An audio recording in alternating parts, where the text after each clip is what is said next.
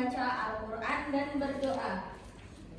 Dengan tujuan pembelajaran, yang pertama, mengetahui adab membaca Al-Quran dan berdoa, menyebutkan tata cara berdoa yang benar, mengimplementasikan adab membaca Al-Quran dan berdoa, serta mengamalkan adab membaca Al-Quran dan berdoa dalam kehidupan sehari-hari. Yang pertama, apa sih membaca itu? Nah, membaca itu dibagi menjadi dua. Yang pertama ada tilawah lafzi, yang berarti membaca Al-Quran dari segi lafalnya. Yang kedua ada tilawah hukmihi, yaitu membaca Al-Quran dari segi hukum-hukumnya.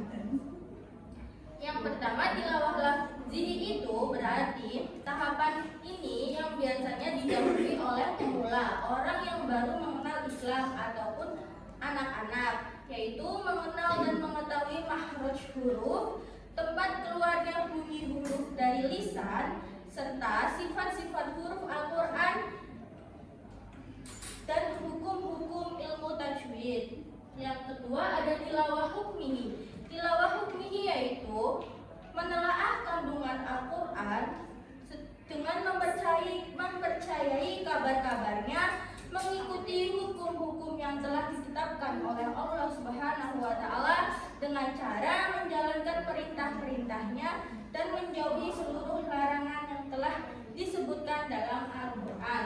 Keutamaan membaca Al-Quran. Yang pertama, termasuk insan terbaik orang yang mempelajari Al-Quran.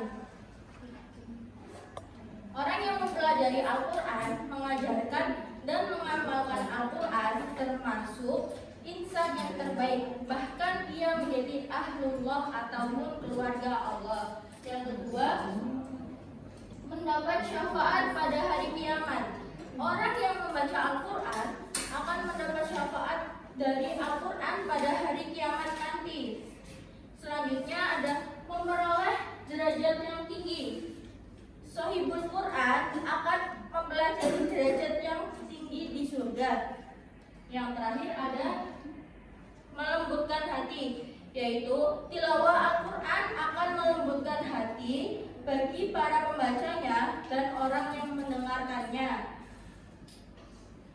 Lalu bagaimana sih ada membaca Al-Quran yang baik? Yang pertama ada niat yang ikhlas karena mencari ridho Allah Subhanahu wa Ta'ala. Yang kedua, membaca dengan khusyuk, tenang dan sopan. Yang ketiga, di tempat yang suci. Jadi kalau mau membaca Al-Quran itu gak boleh di kamar mandi. Yang keempat ada membaca doa isti'azah. Yang kelima ada membaguskan suara. Yang keenam membaca dengan pelan. Yang ketujuh membaca dengan tartil. Dan yang terakhir berpakaian sopan dan menutup aurat. Jadi kalau mau baca Al-Quran itu diusahakan pakai kerudung. Tata cara berdoa itu apa aja ya?